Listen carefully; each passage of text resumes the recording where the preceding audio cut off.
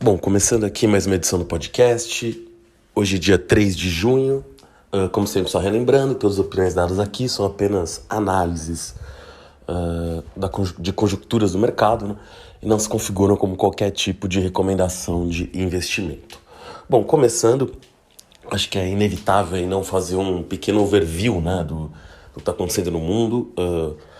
A gente está num momento assim muito curioso de muitos países-chave, digamos assim, né, das economias. Vou começar aqui falando um pouquinho sobre a China. A China anunciou aí um pacote, né, de estímulo econômico ali de 120 bilhões de dólares, ou seja, vem dos valores, é um pacote altíssimo, né, em termos nominais. Ela também fez ali algumas medidas anteriores, mas enfim, baixou ali o compulsório dos bancos, fez algumas medidas estruturais para o setor de construção, que na verdade, se a gente lembrar até o caso Evergrande aí, que está na cabeça de todo mundo ainda, que mexeu muito com os mercados, né, e com a economia de modo geral, no começo do ano, né, o potencial calote da Evergrande.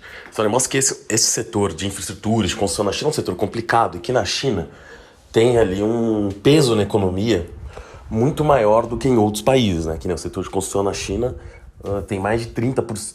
Depende ali do gráfico que você olhar e do ano específico, mas possivelmente tem mais de 25% do PIB chinês a 30%, né? Muita coisa. Em outros países você tem países que é 12, 15.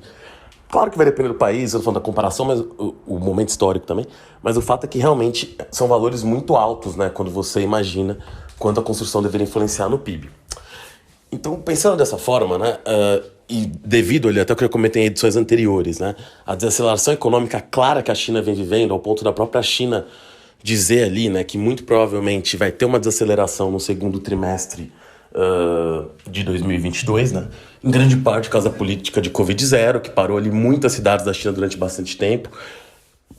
Xangai ficou basicamente 2 meses parado, né, com a questão do Covid-0. Várias cidades portuárias chinesas também e com grandes indústrias tiveram problemas. Então, dentro desse cenário, você tem agora a China ali querendo retomar, né, a sua economia com esse pacote de estímulo muito grande, mas ele esbarra num fato que é o seguinte, né, a China, de fato, teve uma transformação de infraestrutura poucas vezes, talvez, vista na história, né, em termos de construção de ferrovias, rodovias, moradias, apesar de você ainda ter, assim, muito... Claro que a urbanização chinesa aumentou muito, você ainda tem muitos chineses no campo, muitos chineses de fato vivendo até em casas precárias. Ou seja, você tem espaço para construir novas casas, né? A grande questão é que a China tem ali algumas políticas que não necessariamente permitem um aumento de um salário de renda de forma tão acelerada como é uma dificuldade, na verdade, de todos os países, né? Todo país, de alguma forma, quer ver sua população mais feliz e com mais renda, né? Essa é a regra, até porque para um governante se manter no poder, seja num país democrático, autocrático, o que quer que seja, ele precisa ali de uma certa, de forma geral, né, digamos pelo menos, agradar grande parte da sua população, né, e a forma mais lógica, as pessoas tendo condições de ter uma boa vida. No caso chinês, o que acontece é que uma das grandes vantagens que levaram até o crescimento da indústria chinesa e tudo mais, e esse florescimento de tudo que aconteceu lá, inclusive em setor de infraestrutura e tudo mais, foi que a China, de fato, paga salários que não são os mais altos, até pelo tamanho dessa população, né? O que isso gera é o seguinte, é que isso, inclusive, foi uma das razões da crise da Evergrande, né? Uma das grandes empregadores na China, até pelo tamanho do seu peso na economia, era o setor de infraestrutura de construção, né? Você tinha ali muita gente, não muita gente, mas uma parte razoável da população empregada nisso, você tinha ali muitos investimentos nisso, né? Você tinha essas empresas emprestando muito. Qual que é a grande questão? Agora, com esses novos investimentos em infraestrutura que o próprio governo vai fazer, fica ali a questão para onde eles irão, né? Porque, como eu disse, claro que você tem muitas obras para serem feitas na China ainda, mas será que você tem gente para consumir isso? Claro, se você estiver falando de uma infraestrutura como a construção de uma nova ferrovia ou de uma nova rodovia, claro que vai ter. Ou construção, sei lá, usinas geradoras de energia, né? Seja nuclear, que a China agora vem sinalizando que vai investir bastante, ou seja, outros tipos de geração de energia, ou outros tipos de infraestrutura mais básica, né? Mais universal. Mas se você pensar do tamanho que o setor de construção tem no país, você tem um cenário na China um pouco complexo, porque, honestamente, fica aí uma dúvida se existiriam compradores, né, para esse número de imóveis que talvez venham a ser construídos a partir desses estímulos. Então, o que eu quero dizer com isso é, retomar o crescimento na China não parece uma medida tão trivial quanto já foi no passado. A gente começa a ver na mídia, e aí Pode-se dizer que a mídia ocidental também quer jogar contra a China. Não vou entrar aqui tanto nesse aspecto, na verdade, porque não tenho como abordar e não tenho como verificar até que ponto as notícias são verdadeiras ou não. Mas o fato é que a China... a gente começa a ouvir ruídos ali, inclusive dentro do próprio Partido Comunista, né? Coisa que eu não me lembro de... Já deve ter tido uma notinha ou outra, mas de ser divulgado de forma tão ampla. Ele pode ter outras motivações também, mas de fato me parece que o momento chinês é mais delicado e você tem ali, nesse ano, né, a eleição do Politburo pode levar o Xi Jinping para um terceiro mandato, né, uma coisa que não ocorre desde o Deng Xiaoping, ou seja, desde o Deng, todos os mandatários chineses, digamos assim, na presidência da China, ficaram ali só 2 mandatos no cargo, o Hu Jintao e outros posteriores anteriores a ele. E agora o Xi Jinping pode ser o primeiro a ficar 3 mandatos, todo mundo vê ali, na verdade, né, como uma coisa que ele não vai querer ficar apenas 3 mandatos, mas até o final da vida dele, como foi o caso do Mao Tse Tung e do Deng Xiaoping, né, ou seja, um mandato vitalício. A grande questão é para isso ser a população feliz, e a China a gente também tem visto ali, claro que são protestos pequenos, mas algum nível de protesto também contra o governo, que não é muito comum lá, né. Então, assim, claro que a China vai continuar crescendo, é um país super importante, vai talvez ganhar ainda mais influência, já tem uma influência muito grande na África. A forma que a China conseguiu fazer acordos ali para ter acesso a commodities fez ela ser fundamental no setor de aço, no setor de alumínio, e de terras raras. E você tem isso, na verdade, em diversos setores da economia e mérito chinês, né? Tanto que agora, até por causa das tensões com a Rússia e já por causa do Covid também, né? Quando você teve o problema nas cadeias de produção globais aí, né? Você vê esforços para tirar a produção da China, a própria Apple tirando a produção do iPad de lá, mandando para o Vietnã. Isso é só um exemplo, tá? Porque isso vai acontecer com outras indústrias, mas é claro que, além da dificuldade de se fazer isso, dos investimentos necessários, tem uma questão do preço de custo mesmo, né? Outra coisa, a China também vem tendo ali uma população que está diminuindo um pouco, né? Já vem em queda ali o tamanho da população chinesa, já bateu o ápice. Claro que isso pode mudar, mas atualmente é uma população em queda. Então por que eu estou falando tudo isso? Porque a China foi o grande dinamismo do crescimento global nos últimos anos e pode estar chegando ali no momento de inflexão, como eu disse, não que a China vai parar de crescer. E claro, quando você cresce muito, né, como foi o caso da China, o que você crescer, vamos supor, a China crescendo 10% no ano 2000, por exemplo, provavelmente, aqui eu nem fiz essa conta, tá, mas é só um exemplo. A China crescer 3% hoje representa até mais do que ela crescer 10% 22 anos atrás. Mas, ainda assim, né, a China, até para conseguir tirar mais gente ter acesso ali a um estilo de vida melhor e tudo mais, e crescimento de salários, a China precisaria ganhar mais produtividade e crescer talvez mais do que isso. Então, esse é o desafio chinês atual, tá? Isso, claro, tem implicações para o mundo todo. Você vê até as tensões com os Estados Unidos, com a questão de Taiwan. Eu continuo achando que a China não vai tomar nenhuma medida no curto prazo, mas a gente vê as tensões que os Estados Unidos aumentando com relação às ilhas também ali, próximas à Austrália, né? Com potencial construção de bases navais chinesas nas Ilhas Salomão. O que você tem ali é um cenário em que fica muito difícil precisar como a China vai responder a tudo isso no médio prazo, né? Então, você pode sim ter um crescimento chinês um pouco menor nos próximos anos, como isso também pode não se concretizar. Meu ponto só a China nunca esteve envolta em tantas incertezas.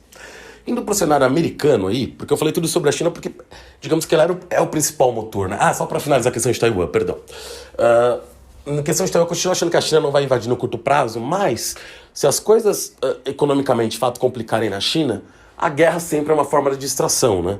Claro que essa é uma guerra muito complexa e a China não é dada, pelo menos nos últimos 20 anos, 30 anos, a roubos ali, né? Um planejamento realmente bem centralizado e metódico, mas claro que quando as circunstâncias mudam, as atitudes também podem mudar, né? Então vale a pena acompanhar isso de perto, porque tem muitas tensões ali. Indo para os Estados Unidos, a gente tem um cenário ali da inflação muito alta, né, nos Estados Unidos. Você tem ali agora um cenário em que o Biden ali até chamou o Jerome Powell para uma conversa, que não é tão comum, né, o presidente conversar com o presidente do Fed. Pode até dar alguma indicação de algum tipo de tentativa, né, de influência nas decisões, e que, claro, sempre existe em algum nível, mas entre aspas, né, eu coloco as aspas de forma geral, o Fed é independente, né, então, assim, claro que o presidente dos Estados Unidos indica o presidente do Fed, mas a partir do momento que ele tem um mandato no cargo, ao menos em teoria, ele pode tomar as decisões que achar mais acertadas ali. Lembrando que o Jerome Powell, na verdade, foi até indicado pelo Trump, né, e foi reconduzido pelo Biden para o seu cargo. O que dá essa impressão é que, na verdade, os Estados Unidos não estão sabendo o que fazer com a inflação agora, porque isso afeta o mercado de trabalho, que, na verdade, ainda está muito forte por lá, os salários estão muito altos, e você começa a chegar num ponto... Porque, os salários estão altos, isso é bom? Claro que é, para a população de forma geral parece muito bom. Mas isso depende do poder de compra, né? Se você tem uma inflação muito alta e que não para de subir, dificilmente os salários vão acompanhar isso. E você ainda tem um outro cenário em que mesmo as empresas, é claro que várias empresas estão lucrando de forma maravilhosa e tudo mais, e tem que ser taxadas por isso, ou ver uma forma de se verificar como se ajeitar isso, mas o fato é que... essas próprias empresas estão começando a ter dificuldade de repassar esses preços, porque os preços estão realmente absurdos, né? Mesmo, ainda mais se você pensar, isso vale para a Europa também, como eu estou falando dos Estados Unidos agora, num país que não tem inflação desse nível desde a década de 70, 80, e assim, digamos que você tem uma geração lá, basicamente, que não sabe lidar com a inflação, né? Aqui no Brasil, a gente... é o nosso sobrenome, a inflação, né? Então, assim, a gente vem esse histórico... Após a criação do Plano Real, a coisa até deu uma estabilizada ali, mas a gente tem picos de inflação sempre, né? O Brasil convive atualmente, né? E conviveu muito tempo com... Por exemplo, desde a, sei lá, da década de... Desde após a criação do Real, só para usar ali um termo intermediário, é normal a gente ter taxa de 2 dígitos alta, né? Então, é outra realidade nesse caso. Mas é até por causa da proximidade de eleições agora, das midterms, os democratas estão tentando fazer alguma coisa. O medo ali é que deixa a inflação fugir, né? O Fed deu várias declarações que vai ficar em cima, que vai subir os juros, mas já tem alguns membros falando que tem sinais de desaceleração na economia e isso poderia levar a subidas menores de juros, né? Isso foi dito hoje, tá? Por isso que eu digo, porque antes sim, se falava ali em aumentar um pouco o pace, né? O ritmo do aumento da taxa de juros, agora a gente falando em diminuir. Eu acho isso bastante perigoso, porque eu acho que a gente pode chegar sim, eu já falei isso aqui nos Estados Unidos, na verdade em outros países, mas nos Estados Unidos em especial, e até no Brasil talvez, um cenário de estagnação, né? Que você está estagnado, você não cresce e você tem inflação. É o pior cenário possível, porque quando você tem inflação muito alta com crescimento, também é ruim porque você corrói o poder de compra da população, ou seja, você vai no supermercado e não consegue comprar nada porque está tudo muito caro, porque a inflação subiu os preços, mas pelo menos você tem crescimento junto. Não é o ideal, mas pelo menos tem crescimento. Quando você está estagnado e tem inflação alta, é horroroso, porque as pessoas não têm aumentos, não têm nada, digamos, nos rendimentos delas, porque o país não está crescendo, né? Ou seja, você vai ter alguns setores pontuais ali com alguma coisa, mas o país não vai estar crescendo de forma geral. E os preços ainda assim vão estar subindo. E esse é um risco um pouco real, né? Primeiro, pela guerra na Ucrânia, que aumentou todos os preços, pelas questões da China. Eu já falei longamente sobre a China aqui, mas só para estar em Xangai mesmo, né? Liberou ali os seus residentes, né? Do lockdown, enfim. Tem que se ver exatamente o que foi liberado, mas tentou-se ali uma reabertura em Xangai, já saiu que os números de Covid estão aumentando de novo. Tem que ver como a China vai lidar com isso, se vai voltar atrás para fechar ou não. Mas, de qualquer forma, independente do plano chinês de estímulos à economia dar muito certo ou não, o fato é que ele vai aumentar a demanda por commodities e a gente já tem um mercado super apertado em diversos mercados de commodities, por causa das sanções à Rússia, por causa também até de questões ambientais, né? E aqui não é uma crítica sobre, isso é uma constatação, né? De fato, aumentou muito o cuidado com o meio ambiente, que era uma coisa que era um problema no mundo, né? A gente estava destruindo o mundo em diversas maneiras, mas agora também, ao ter esses cuidados corretos, basicamente em grande maioria das vezes, você às vezes inviabiliza nova exploração de minerais, ok? Faz-se ali, entre aspas, um trade-off, né? Uma conta. Não, a gente vai ferrar o planeta, não vale a pena explorar isso. Mas o preço do minério atualmente, do petróleo, sobe, que ainda são utilizados em larga escala, ou você vai para outras tecnologias, como por exemplo o carro elétrico, que no Brasil, se todos os carros fossem elétricos, ninguém teria carro, né? Os preços de carro elétrico são de elite. Não que carro seja uma coisa barata, mas no Brasil, no passado, não que a gente tenha tido um carro verdadeiramente popular, mas a gente tinha carros que poderiam ter essa alcunha minimamente. Hoje em dia a gente nem tem mais isso, né? E se virasse tudo elétrico do dia para noite, a gente não teria carro nenhum. A população normal do país, né? Como já não tem algum tempo, eu digo assim, é que nem as pessoas que têm já um nível ali, que podem comprar um carro hoje, dificilmente teriam se toda a frota fosse eletrificada hoje. Claro que esses custos vão caindo, mas o que eu quero dizer com isso você tem um cenário ao menos de curto prazo em que pode faltar tudo, né? E potencialmente sim, novas minas vão ser desenvolvidas de alguns minerais, a gente vai achar substitutos, mas isso demora tempo. Então, no curto prazo, até por causa da guerra também na Rússia, né, entre a Rússia e a Ucrânia, no qual você tem ali as sanções contra a Rússia chegando até o mercado de petróleo, já vou falar mais sobre isso. Mas, assim, você tem um risco muito grande de ter falta em diversos mercados. E aí entra outro ponto, tá? Que eu também queria comentar hoje. Por um lado, se eu tenho dúvidas sobre a China, eu vejo a Índia cada vez mais, isso já é dado, tá? Isso não é nenhuma análise espetacular ou qualquer coisa, é só uma constatação mesmo. A Índia, como uma grande bola da vez, é um país que ainda está tendo crescimento de população, está crescendo muito forte, tem ali, apesar de ser um país organizado, um pouco caótico, tem ali muito para crescer, até em termos de setores ali ligados à internet mesmo, TI, né? A China forma muitos engenheiros, você pega ali o valor de mercado de startups, é o terceiro maior mercado do mundo, só atrás de China e Estados Unidos. Então, assim, a China, a Índia, perdão, me parece que vai ser o propulsor de crescimento econômico nos próximos anos do mundo, tá? Claro, quando eu digo propulsor, eu digo novo, né? Que você sempre vai ter a China, Estados Unidos, a Europa, mas o grande novo centro tem grandes chances de ser a Índia, e como eu disse, isso é chovendo molhado, não é novo isso, mas acho que às vezes as pessoas não dão a devida importância para isso. Até porque a Índia ainda é muito carente de infraestrutura, vai precisar construir tudo isso. E caso a China continue... Perdão, estou chamando a Índia de China algumas vezes hoje. Caso a Índia continue crescendo nessas taxas, ela vai precisar montar infraestrutura e ela vai precisar de matérias-primas num nível muito alto, fora todos os outros países ali do Sudeste Asiático, como Indonésia, os próprios países africanos que estão tendo tem possibilidade de ter um crescimento alto aí nas próximas décadas também. Você vai ter provavelmente falta de muitos desses itens, né? E todos os países que têm problemas econômicos, e de forma até comum, né, digamos assim, lançam planos, como a própria China lançou, os Estados Unidos também lançou antes, de infraestrutura para empregar pessoas, para gerar economia. E isso também leva a um aumento do nível de uso de commodities. Então, a gente está cercado por todos os lados com problemas sobre commodities, tá? Então, tem que ficar muito atento, a questão da inflação está longe de estar resolvida. E, claro, que está todo mundo preocupado sobre isso no momento, mas tem gente já tentando diminuir esse problema por uma série de razões. E acho que pode ser sim, infelizmente, espero estar enganado sobre isso, mas tem possibilidade de ser um problema de longo prazo, mas claro, tem 1000 fatores aí que vão influenciar nisso. Indo aqui agora, já comecei na guerra rapidamente, acho que é fundamental mencionar aí o embargo ao petróleo russo, que foi feito pelos europeus.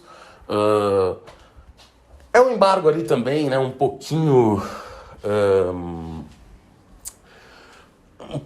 digamos que não é 100%, né? Digamos que a partir desse embargo diz que vai se cortar mais ou menos 2/3 das importações europeias de petróleo russo. A Hungria ali vai poder continuar comprando petróleo russo. Mas acho que o que é mais importante aí, claro que esse embargo é complicado, ele pode sim aumentar os preços, embora a Rússia possa direcionar, né, o seu petróleo para outros países, né? Ou seja, se ela direciona esse petróleo para a Índia, para a China ou para outros locais e acaba diminuindo ali, né, o que a Índia e China, por exemplo, compram de terceiros, esse petróleo de terceiros fica no mercado, então o aumento dos preços eventualmente não deveria ser tão caro.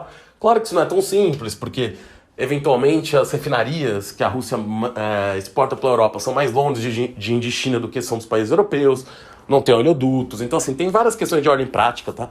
Que vão fazer sim que o preço do petróleo aumente. E aí entra as grandes questões sobre o mercado de petróleo. Primeiro, a Rússia diz que pode reduzir sua produção em 30% de petróleo esse ano. Muita gente encarou isso ali como um migué russo, e em parte pode ser, tá? Para colocar pressão nos outros países, mas o fato é que a Rússia de fato oferia muito dinheiro com vendas de petróleo para o continente europeu. Ela vai sim perder algum dinheiro com isso, e produzindo menos ela também vai perder dinheiro. E claro que é uma arma geopolítica o petróleo sim, ela pode estar diminuindo a produção para prejudicar outros países, mas uma coisa que também é um fato, que saiu na mídia e parece ser meio em conteste até em algum nível, é que a Rússia também, por causa de todas as sanções, também está tendo problema até para fazer reparos nos seus equipamentos de exploração de petróleo, né? Pensando que, principalmente, as 3 maiores empresas de serviços de petróleo do mundo, né? A Halliburton e a Baker Hughes são americanas, e a Schlumberger, que é francesa, são empresas que, enfim, não estão atuando na Rússia agora, tem alguns equipamentos que nem são feitos por elas, são feitos por outras empresas ali em outros elos da cadeia que não estão chegando na Rússia. Então você acaba tendo ali problemas na indústria russa, né, que não consegue comprar os equipamentos para fazer sua manutenção. Então parte dessa queda de produção pode estar ligado a isso também. E quando a gente vê isso, vale até lembrar o caso venezuelano, né, que hoje produz, sei lá, 10% do petróleo que produzia há 20 anos atrás, e também, em parte, vem disso, né? Tem um desperdício enorme por causa de equipamentos velhos, já que a Venezuela acabou perdendo acesso a essa indústria de comprar novos equipamentos de petróleo, então acaba tendo uma infraestrutura ali para exploração de petróleo sucateada. Claro que a guerra é muito recente, não é que é só por isso, mas algum nível de diminuição do petróleo russo pode estar ligado a isso. Então vale a pena ficar de olho no que vai acontecer nas próximas semanas com relação a isso. Saiu uma notícia aí na mídia, né, que saiu, depois foi meio desmentida, depois ficou, que seria uma possibilidade da Rússia ser meio que retirada da OPEP+, pelos outros países. A Arábia Saudita ali estaria sendo muito pressionada pelos Estados Unidos e pela Europa a fazer isso. Embora a Arábia Saudita também tenha se encontrado com o Lavrov, ali, o ministro das Relações Exteriores da Rússia. Então, isso ainda não está confirmado, mas essa possibilidade existe. E caso isso acontecesse, digamos que outros países ali da OPEC+, que não estão com a produção 100% dos seus campos de petróleo, saber a própria Arábia Saudita, Emirados Árabes Unidos, poderiam aumentar suas cotas de produção de forma a suprir parte do que estaria sendo tirado da Rússia, e com isso os preços do petróleo poderiam subir um pouco menos. Tá? É uma possibilidade. O que aconteceu de concreto foi, se esperava que a OPEP fosse aumentar em 400 e poucos mil barris de petróleo no próximo mês, em julho, ela acabou decidindo aumentar em 648 mil, ou seja, 150 mil barris acima, mas como se tinha toda a expectativa de talvez a exclusão da Rússia e tudo mais, que parece ainda estar em discussão isso, não sei, não está muito claro em que pé isso está, mas o fato é que a OPEC, nesse cenário, fica ali numa situação muito complexa, né, em termos de decisão. Se ela exclui a Rússia, ela também perde poder de precificação, né? Claro que a Rússia agora não está no momento em que ela pode fazer uma guerra de petróleo contra a OPEC, contra a Arábia Saudita, principalmente, como fez ali logo antes da pandemia, até o comecinho da pandemia, quando se chegou na bizarrice de você ter petróleo estocado a preços negativos, né? Que, enfim, foi uma questão ali muito mais matemática e tudo mais. Mas você pode sim ter uma disrupção para o preço do petróleo subir um pouco menos. Nesse sentido, foi anunciado ali que o Biden eventualmente pode visitar a Arábia Saudita, até se encontrar com o príncipe Mohammed bin lá, né, de forma, o MBS, né, como dizem, de forma a fazer acordos ali, né, para aumentar a produção de petróleo saudita. Isso ainda não foi confirmado, o próprio Biden falou hoje para o público, não ficou muito claro, pelo menos pelas notícias que eu tenho aqui até o momento, né, se ele de fato vai na Arábia Saudita ou não, mas é uma possibilidade, né, então isso só demonstra ali o tamanho da apreensão com essa questão dos preços de petróleo nos Estados Unidos, na Europa, o quanto vai ser difícil equacionar isso. E aí, vindo para o Brasil, né, a gente tem esse cenário completamente esquizofrênico, com o petróleo nesses níveis, com discussões sobre a paridade internacional de forma geral, muito superficiais, de ambos os lados.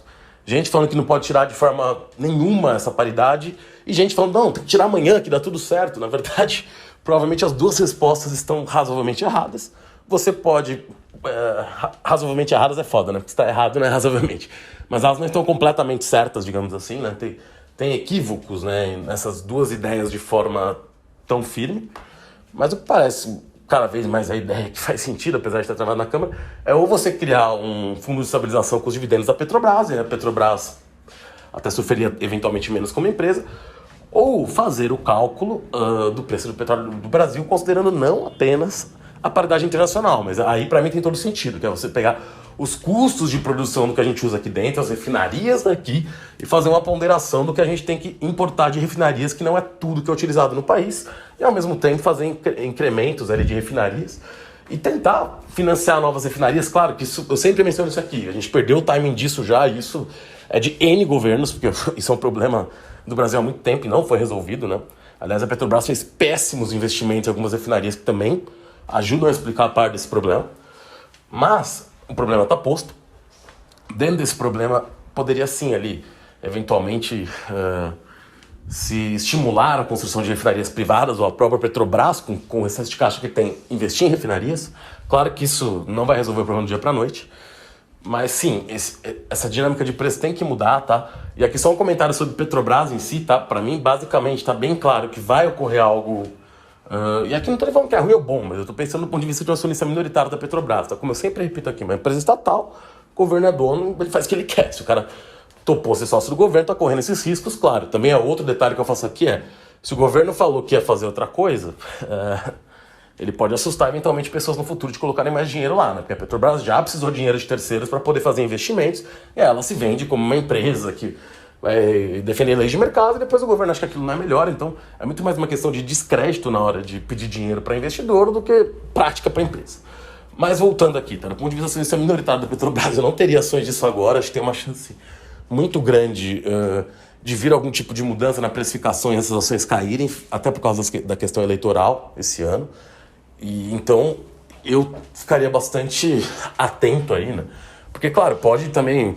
Tem agora essa história de privatizar a Petrobras, que o PPI autorizou ali, mas eu acho completamente uma cortina de fumaça para os problemas que a gente vive de preço de petróleo. Claro, talvez aí, pós-eleição, dependendo de quem ganha ou não, mas eu não vejo isso indo para frente, ao menos nesse ano, de nenhuma forma, né? E mesmo no próximo ano, mesmo no futuro, acho muito improvável, tá? Mas só para dizer assim, que não parece ser uma opção realista, né, nesse momento, falar sobre isso, porque isso sim, pensando novamente, do ponto de vista acionista minoritário, seria interessante, a gente faria as ações valorizarem, mas não acho que isso vai acontecer, tá? E alguma solução vai ser dada, e da forma que a coisa vem sendo abordada, não parece que vai ser a solução mais inteligente, tá? Então, muito cuidado para quem tem ações da Petrobras.